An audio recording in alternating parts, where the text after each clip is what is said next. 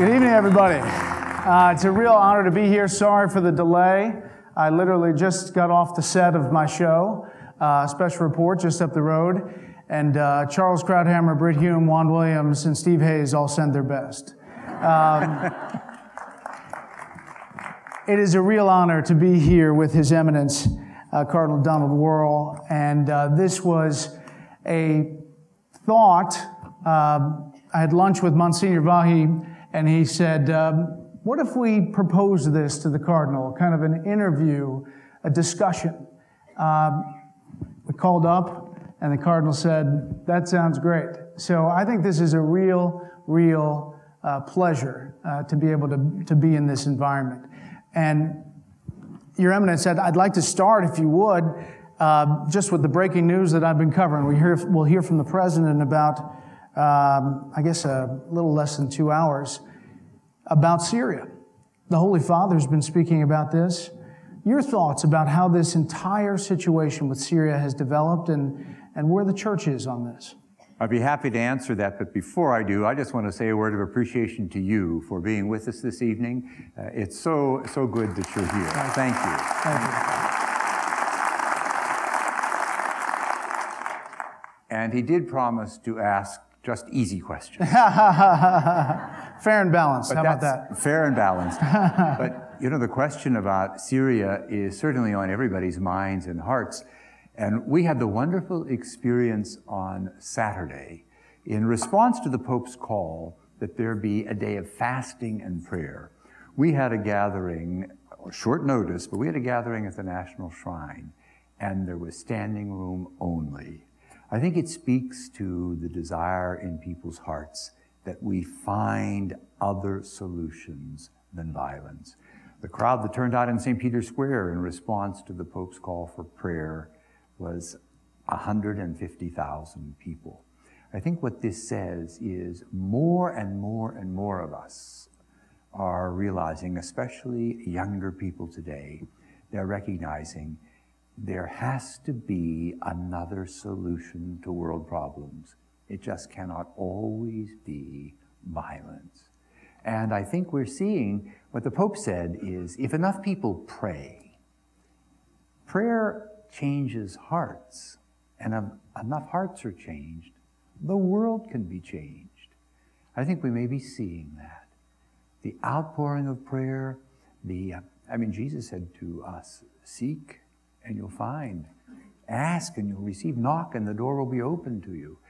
He says that to us today with the full realization that people of faith, if they truly believe and open their hearts, and enough people do that, God's grace can change even the hardest of hearts. This Pope has really gotten a lot of attention. He's very humble in his presentation. He is obviously getting big numbers in St. Peter's Square. You were in the conclave, a part of that early moment. Talk to us, if you will, about the Holy Father and what you think he is doing for the Catholic Church. Well, I think we see in this Holy Father an example of preaching by example, teaching by example. The gospel message remains the same. It's been the same since the time Jesus announced it. But there are different styles of trying to present it. And I think what we see in Pope Francis is this quiet, persistent, consistent presentation of the faith, but with all the simplicity that simply comes from knowing this is true. I often talk about standing in the truth with confidence.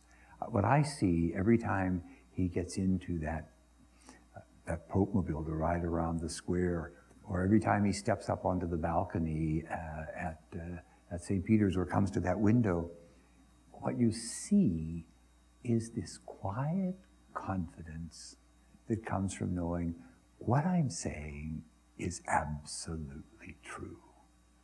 That Jesus is with us, that God loves us, that if we treat one another like brothers and sisters, it's going to be an altogether different world. And if we do that, we're actually helping God's kingdom break into this world. That's what I see him saying. And he does it with such simplicity. They are driving around St. Peter's Square. There are 150,000 people, and he says to the driver, "Stop. What are you going to do?" "You stop." Stop. And he gets out because he sees someone who is in a wheelchair, and he wants to go and embrace him. I'm sure the security people are apoplectic, but that comes with their responsibility. And didn't we see that? I mean, every time he has an opportunity, he just goes to the very core. 2 weeks ago, from the window of St. Peter's, he reminded us, this is the year of faith. And he said, faith is supposed to be a part of you. It's not something that you add. And then he stopped and he said, it's not like icing on a cake. And I thought, I wonder if that'll make it into the L'Osservatore Romano. How do you think he is changing the church? While he's out, and it's definitely a different image, but he's also reforming on the inside. Well, this is one of the things that he said at the very beginning of his pontificate. I think we have to situate this in that long continuity. There's no change in the teaching, there's no change in the doctrine, but he has clearly indicated that he would like to see things simplified. Now, how you do that when you're presiding over a church of 1 billion members in every part of the world is going to be the challenge. But within a week of being named Pope, of being elected Pope, he named a committee to start looking at how to make things work better, how to make them work in a more simple manner. He also seems intent on hearing from everybody, and it's a very casual style. I was at a meeting, and at the end of the meeting, now imagine here's the Vicar of Christ, and I went to pay my respects. The meeting was over, and he said, "Can you come by at 5 o'clock today?" What am I going to do? Look at my calendar to see if I'm free? And I thought, I don't think I've ever received an invitation quite that casual. And I blurted out, of course I can. But I heard him as he walked further down the line. There was another car. And he said to him, "Are you free at 6? So he's clearly intent on hearing. And I think he wants to hear firsthand what are the needs of the church. We had a meeting not all that long ago. This council on the synod met with him. Now, normally the meeting with the Pope is quite formal. There are 12 of us. We sit in this sort of horseshoe, and he comes in and gives a talk, and then we give a report. He came in, walked over, and said, "I have this talk. I don't think I'm going to give it. I'd rather hear from you. How about if we start with you?" And now that's one way to get your blood flowing. Yeah. He just has this wonderful manner, but at the heart of all of this casual style is he's listening. He's asking questions, and he's listening to everybody. So I think we're going to see some changes, but it's going to come as the result of having listened to a lot of people who are saying, here's what the problem is. I've heard Pope Francis talk about this, and I've heard you talk about this new evangelization.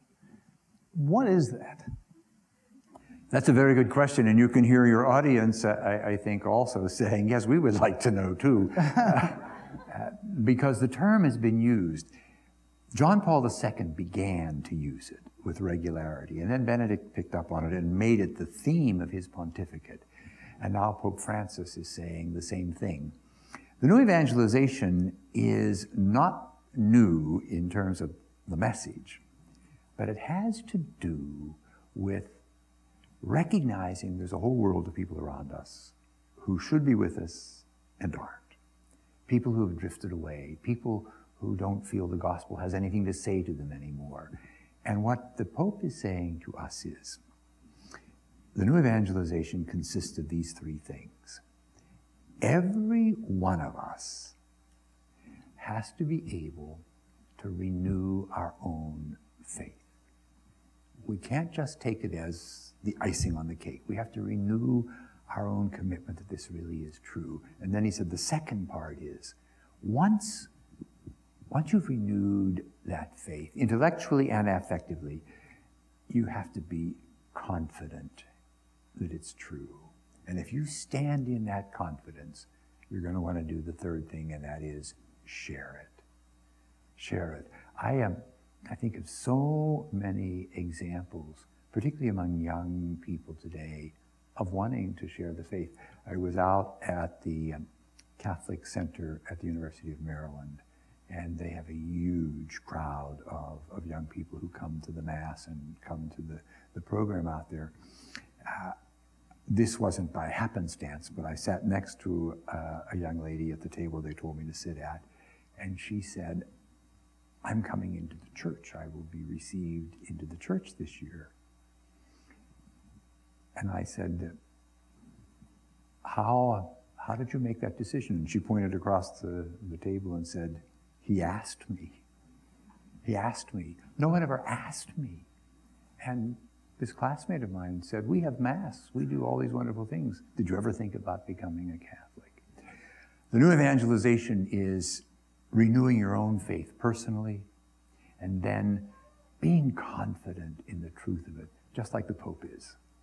And then share it. Invite somebody else back. You mentioned that, there's a concern about Catholics who grew up Catholic falling away from the church. What do you tell people that the church brings to society? That's a really good question.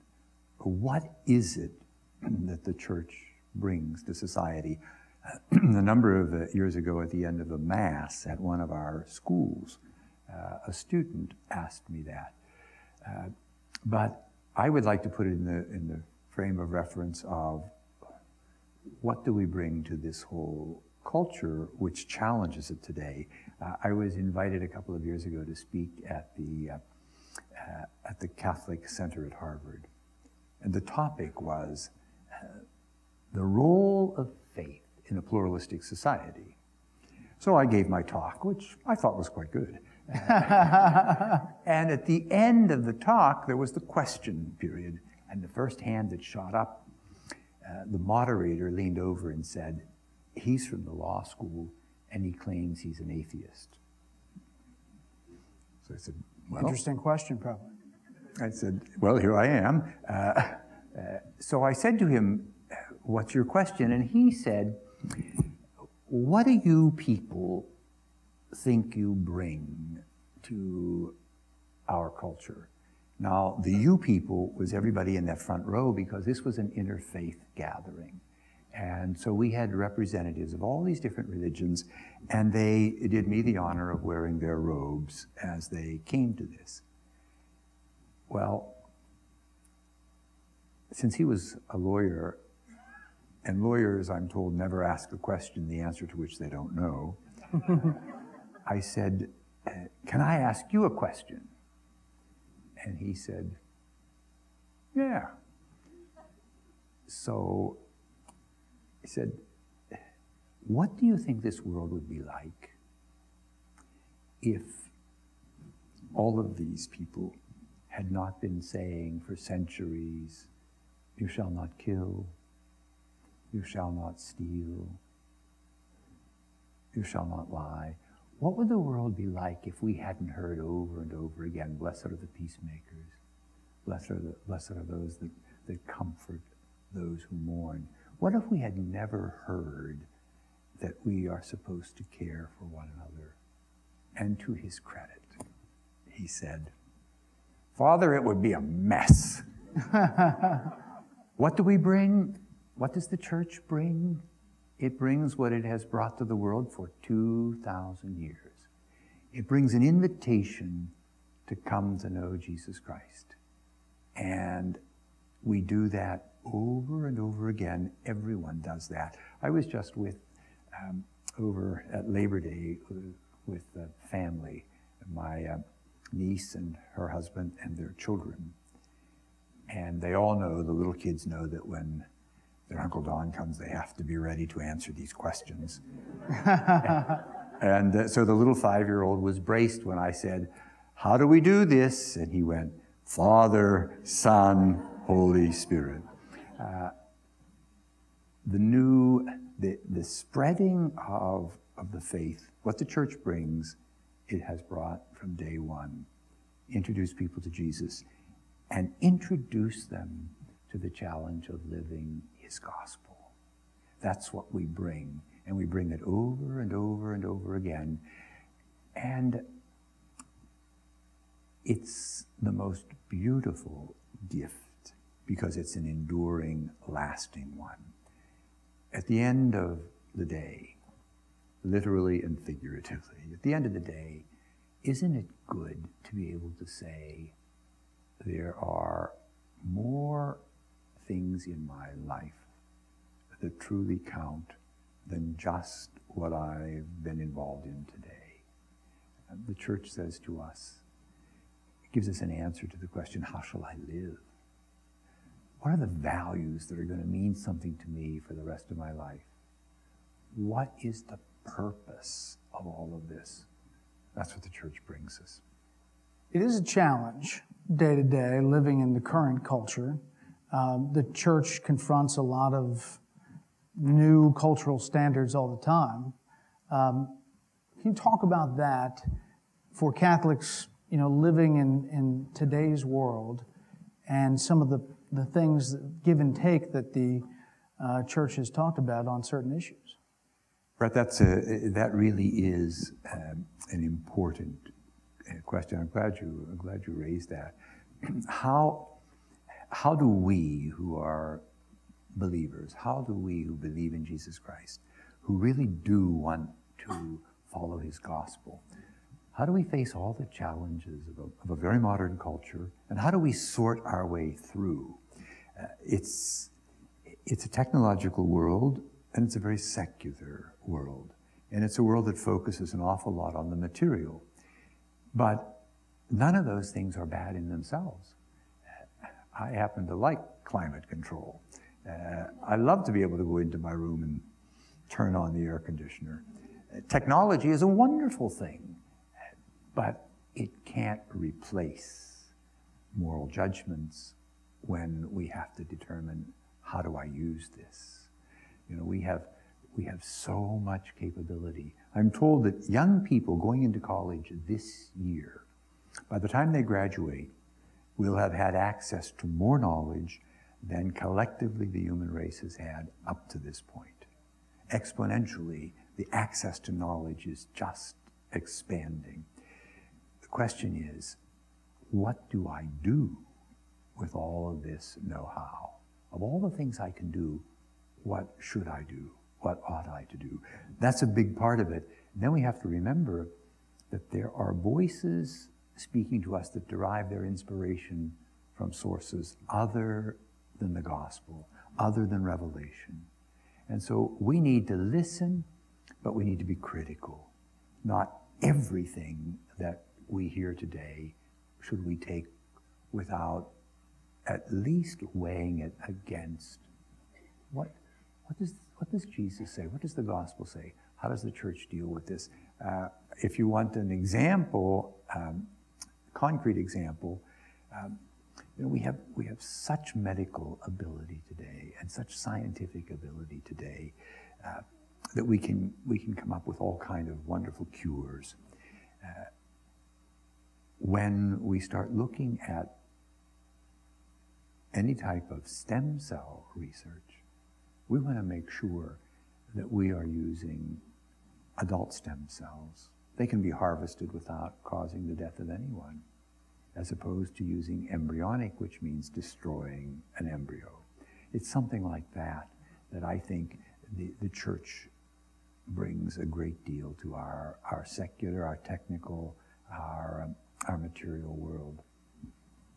In this country, polls are showing that gay marriage is gaining in popularity. The Pope recently talked about homosexuality. I guess for a lot of Catholics, it's a tough issue. Especially, well, let me just get you to weigh in. It seems like the Holy Father was saying to be inclusive.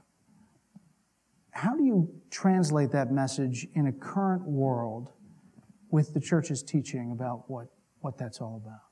Well, I think the starting point is, and the Pope was saying something that the Church has always said. You find in the Catechism of the Catholic Church the clear teaching, everyone has dignity and worth before God, and everyone is to treat another human being with the full respect that each one of us is entitled to. And so if whatever a person's sexual orientation, whatever their background, whatever their ethnic background, whatever their racial background, whatever, everyone is entitled to full respect. Now we come to the question of what does the Church say about how we act? And now we have to say, well, there are those commandments that come to us from God on how we're supposed to live out our existence. The Church has a very, very clear message that human sexuality is supposed to take place in marriage. Now, I can tell you, when you begin to announce that, you don't get rounds of applause. And when you announce that, particularly with some groups, you don't get standing ovations. But that is the fact. The Church says human sexuality is a gift. In the beginning, God created us. Male and female, He created us. And He said, increase and multiply and fill the earth. And then Jesus raised marriage to the level of a sacrament. So what we're saying, what the Church says is sexuality is good, it's a wonderful gift, but it's meant to be lived within the bonds of marriage. But we have homosexual, heterosexual people who aren't always following that. I don't want to shock anybody, but there are heterosexual couples living together. And there it is.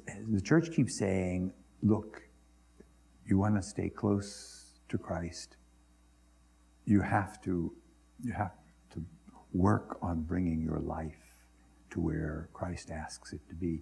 The Church has the responsibility, every priest has the responsibility in the pulpit to proclaim the teaching as it is, in all of its beauty and all of its strength. But then you meet people in life where they are, and you try to walk with them and bring them to Christ. I think that's what the Pope was saying. He was saying, we're not here to criticize and critique, but we are here to say, this is the way, and we hope that we can walk with you as we all try to get closer to Christ. We often ask you about, in Q&A sessions, about big issues and controversial issues about the Church. I rarely hear questions about you. That's good. What was your faith journey? How did you end up here? That's a question I ask myself. I must tell you, the transfers in the Catholic Church take place somewhat spontaneously. The phone rings, you pick up the phone. It's the nuncio, that's the papal representative, who says you'll be happy to know that the Holy Father has transferred you. I'm happy to know, yes. Would you tell me where? But the bigger story behind all of that is, once you feel as a young person God's calling you, God is asking you to work with Him in trying to serve His people, that Christ wants you to commit yourself to walk with Him as the disciples did, as the apostles did. You know, there's that wonderful gospel story of Jesus spent the night in prayer. And then He comes down from the mountain where He was praying, and He says, looks at His disciples and says, you and you and you and you, and He picks 12, and He said, you're going to be my apostles. And I think they were probably dumbfounded. But there He is. He says, you're the ones, you're the apostles now. When you hear that voice in your heart, God wants you to walk with Him, and you commit yourself to that, you begin the whole formation that leads to ordination. It takes years. But along the way, you have to keep saying to yourself, whatever the Lord wants, that's what I'll do. My answer will always be yes. And so on ordination day, and I thought of this when I got the call to come to Washington, which was really an extraordinary honor to be asked to be the Archbishop of this incredible church of the capital city of the principal country in the world. But the answer was already given when I said yes, when the bishop asked me at ordination, are you ready for ordination? And I think that's what happens. The process has its own mysterious quality to it. There's a lot of studies that go on that none of us are aware of. But you grew up in a strict Catholic family. I grew up in a wonderful environment. We were in a Catholic neighborhood. It was a great parish. The neighborhood I grew up in had 2 Catholic elementary schools, 2 Catholic high schools, 1 public school. So it gives you an idea of the population. We always thought that was the Protestant school. But it was a great neighborhood. When I look back on it, I had brothers and a sister, and we used to say, you know, in this neighborhood, you can't get away with anything. Every neighbor was also a surrogate parent, but it was a good neighborhood to grow up in. You could take a lot of things for granted, friendships. Church was just a part of life. And as I got older and thought more and more about priesthood, I eventually ended up here in Washington at the Catholic University studying for priesthood. But the biggest influence, granted, parents will always be a major influence, and friends, but the biggest influence was a parish priest, one of our priests. And you, as a young man, you look at him and you say, look at all the good he's doing. And it was important that one day he just said, did you ever think about being a priest? I said, I don't think I would be worthy. He said, nobody ever would think you would be. I said, it's not your call. But if you say yes to the call, the Lord will work with you, even you. So it was a good experience. You mentioned being the Archbishop of Washington, what that means to you. Washington's a unique place because there is this, it's just the center of the political universe. There are a lot of people who are savvy on just about everything. You get in a cab and they can tell you what House bill or Senate bill is being considered.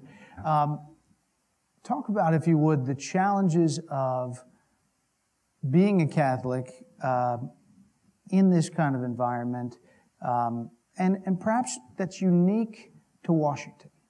Well, I think what you said is absolutely true. Washington, given the fact that it is the capital of the free world, Washington is the capital city, the political center of so much that's happening, so much good that's happening in the world, that the whole focus is always political. You say good morning to someone, and you expect to get a commentary back on something or other that just happened. I think of the contrast with other parts of the country.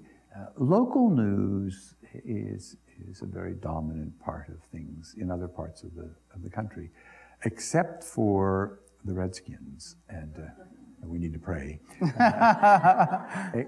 time. Except for the Redskins, there's very little local that dominates the perspective here. It's all politics, world politics, national politics. And what that means is that the role of the church, the task of the church, is to keep lifting up the values of the gospel in a situation, a climate, a culture that is very preoccupied with so much else. But there are lots and lots of occasions in which the gospel message can translate into some of the important things that we're dealing with, that are being dealt with at the political level. I think the role of the church is primarily to be the witness to the great human values, to be the witness to Christ's message in the midst of everything else that's going on. We have to be, in a way, the conscience for a nation that is caught up in so many directions and so many concerns. You talked about the power of prayer, and I think when people are in trouble, they turn to prayer. And just my personal faith journey, I grew up a Catholic, 16 years of Catholic school, learned to tie my tie running to class. I particularly remember Sister Eileen. She was a little rough on me, but I fell away from the church. And when I had a family, started a family, my son had 5 congenital heart defects after he was born and had to have surgery. And that moment crystallized for me how much I needed that prayer. And it really got us through the darkest times. You hear those stories, I'm sure, and it means a lot to people. Prayer has to be a part of life because it's our communication, it's our conversation with God. And when we have those really difficult moments in life, and all of a sudden we realize deep down inside, I don't have the answer.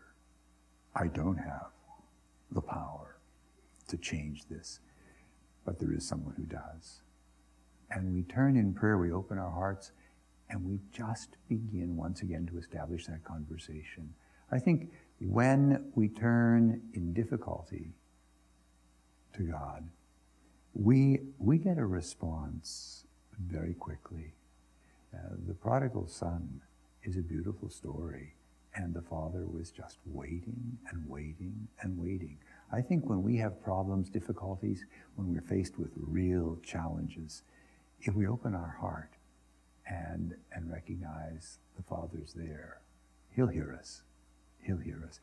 It isn't always exactly the way we spell it out, but it's important to know that the prayer has been heard. No prayer has ever been lost on its way to God's throne. It's never been lost. And I think one of the beauties of faith is it opens up a whole horizon that we wouldn't otherwise see. You had the wonderful experience of having to say to yourself, surely there's more. And how do I get in contact with that? And then, thanks to the Sister Eileens of this world, you remembered, I just have to open my heart in prayer. I also remembered her thimble, but that's all right. Well, I want to say a word in a moment about all the wonderful Sister Eileens, because they were, for so many of us, they really were great formative influences and educators. But faith is a bedrock. The Pope says to us, it's a light. If you have a light on your path, it's easy to find the way. I once was at a retreat house. I used to go to the same retreat house every year. And the services were at the end of a long corridor. We had very Spartan rooms. And all there was in the hallway was these little night lights, and which meant that you stubbed your foot a lot making your way down there.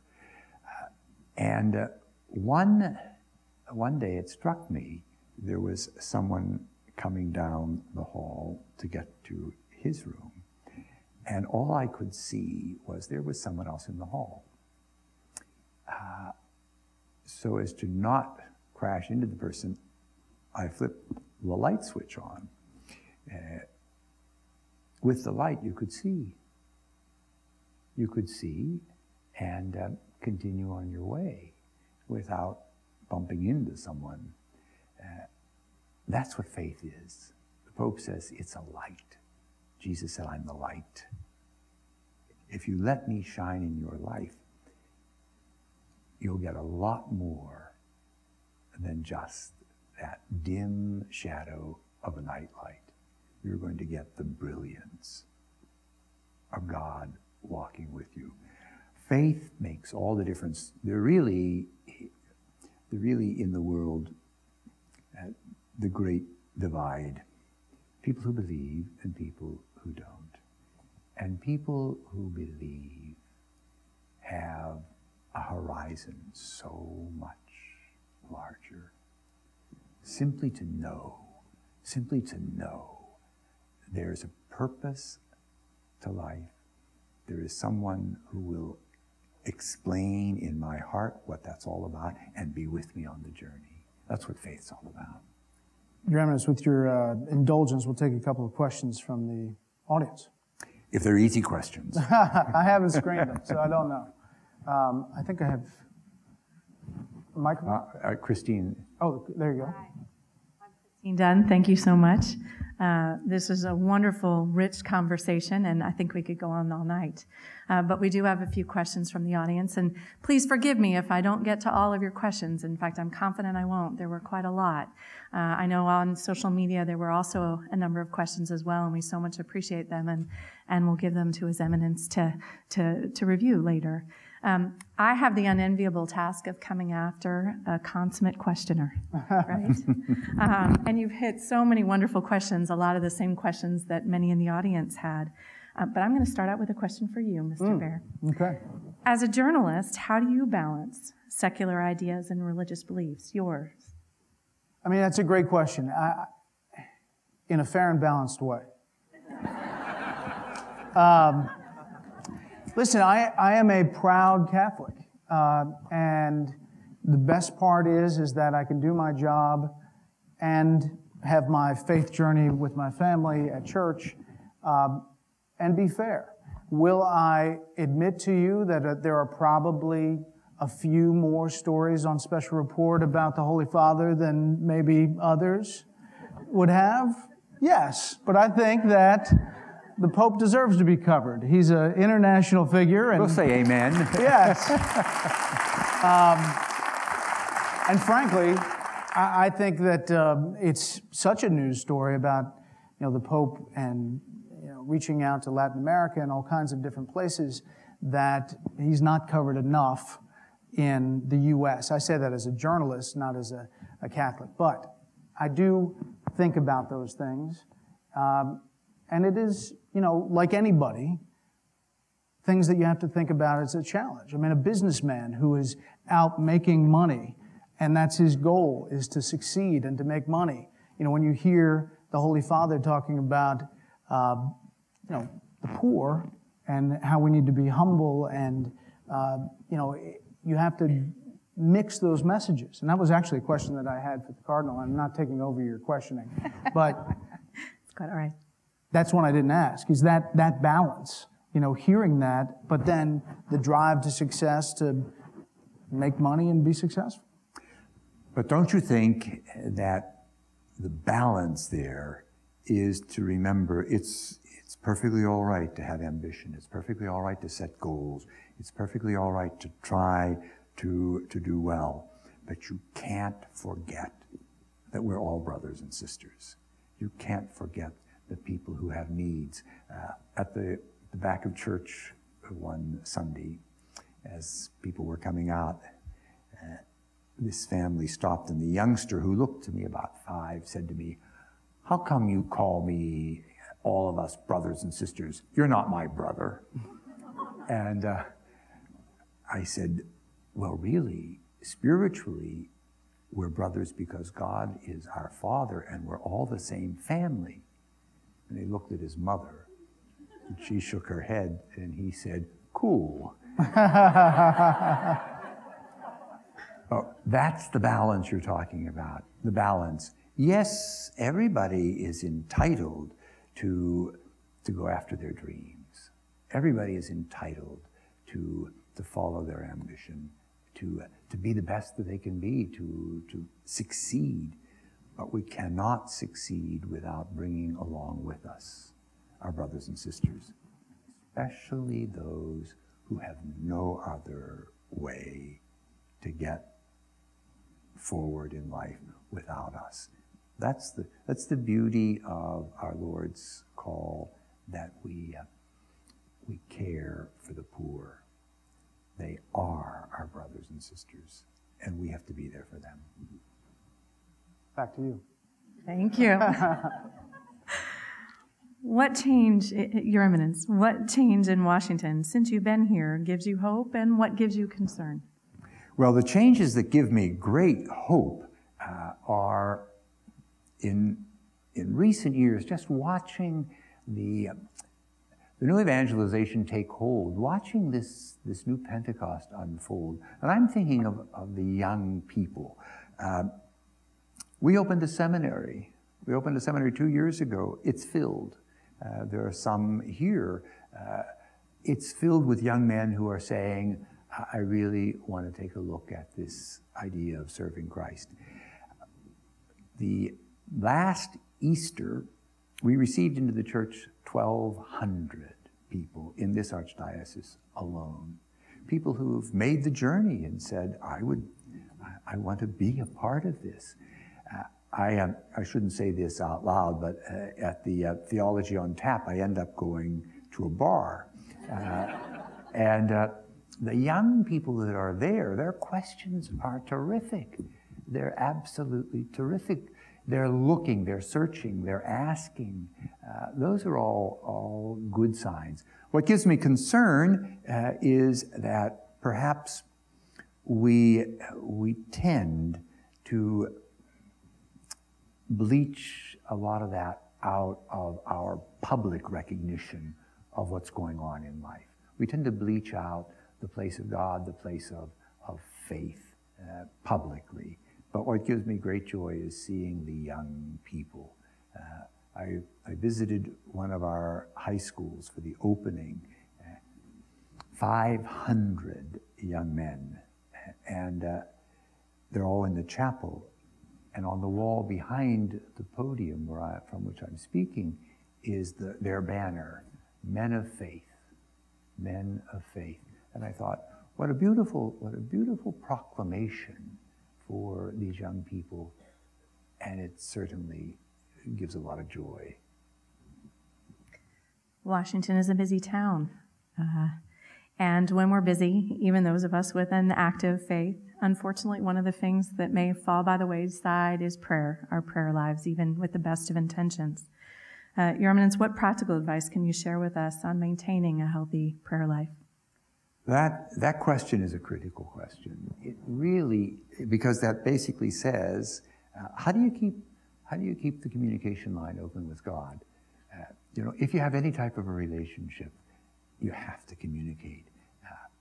All you have to do is watch young couples, and they're on their cell phone to each other, they're texting each other all the time. They realize communications are essential if you're going to establish a good relationship. If you're going to have a relationship with God, you have to find some moments in the day when you speak to God. And it doesn't have to be long. In fact, sometimes a text message can be quite short. You can get it, as I got from a grand niece, just a little text message, love you, and it makes all the difference.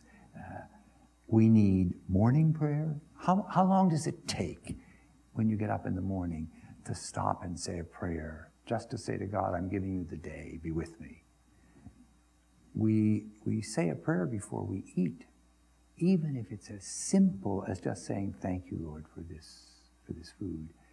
And by the way, when we do that in the public, when we do that in a restaurant, we bear witness to our faith. But night prayer, what does it take to say at the end of the day, thanks, God, thanks. It's been a good day, or it's been a rough day, but thanks for getting me through. But that's 5 times you've talked to God. There are lots of other times when you're sitting in traffic. Better talk to him than what you're thinking. It would be better that on your lips was a prayer than what might be there. And if you're on the Beltway, you got a chance to say rosaries. So just make a few moments, and I think you're going to find a relationship can develop very beautifully. Just watch the traffic signals as you're saying the rosary, right? One last question. Some people had wanted to know what is going on with the Archdiocesan Synod and what the status of that is. Well, first let me tell you what the Archdiocesan Synod is. That's an excellent question, and I take it there may be someone here who's actually a member of it. The Synod is an effort we have going on right now to invite representatives from all over the Archdiocese. We have about 200 lay people, and then about 35 priests and religious. And the whole idea is to take a look at what we're doing and how well are we doing it in the areas of worship, education, service, community, stewardship. And out of that, we hope to be able to formulate some priorities that will be an even better church. Our theme is, how can we be the best church the church asks us to be? I think we're doing all right. So far, the meetings have been fair and balanced. And they've been relatively peaceful, which is pretty good when you get 250 people in a room and ask them, what do you think? And especially if you say to them, why don't you tell the Archbishop what he ought to be doing? But it's moving along well. We will finish by Pentecost of 2014, and I hope by that time we'll be able to publish what are the priorities that all of us here think we need to be working on. Thanks for raising that. Thank you so much, Your Eminence, and I think with that we have concluded with the questions. Well, let me just say one thing. It's been a real honor to be here tonight, and thank you, Your Eminence. It's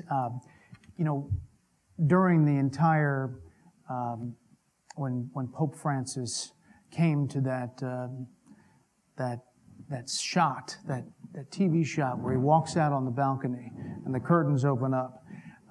There was a lot of coverage, wall to wall. And we are striving in the 24-hour news environment to get people to talk and to fill time and to really advance the ball about what we're learning about what's going on the ground. Your Eminence was very gracious to call in from Rome to our show. He's been on a few times and has never shied away from tough questions, tough issues, and I think that that's a real credit to you. So it's a real honor for me to be here tonight. I have the President speaking in 55 minutes, so I do need to go. Well, let me thank you. Thank you for being here with us. Thank you for being such a great host.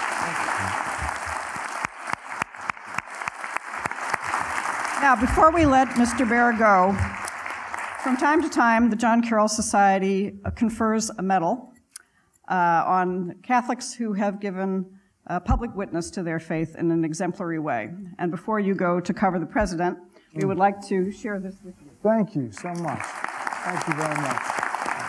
All right. Fantastic. Congratulations. Thank you very much. Thank you, Monsignor. Well, we better let you get back, or you'll... I don't think I can wear this tonight, but... No, but we'll hold it for you. Thank you all. Thank you. Good night. Thank you.